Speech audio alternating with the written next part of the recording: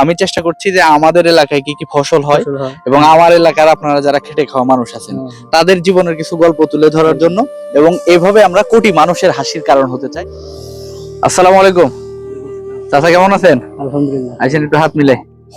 কি খবর রে বা? তাই রসুন তো ভালোই ফলন হচ্ছে রে বাবা। হ্যাঁ, সুন্দর। হ্যাঁ, সুন্দর হয়েছে না? হ্যাঁ। অনেক সুন্দর।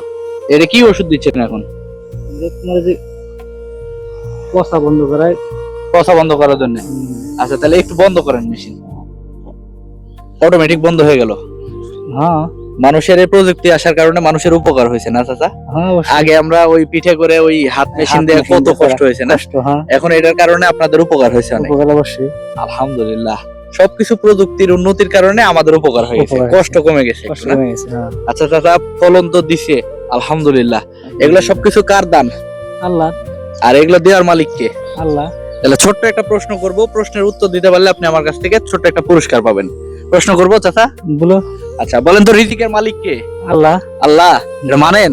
অবশ্যই বিশ্বাস করেন? করা লাগে তো। আলহামদুলিল্লাহ, চাচা আমার প্রশ্নের সঠিক উত্তর দিছে। চাচা এদিকে তাকান, এদিকে তাকে একটা সুন্দর করে হাসি দেন তো।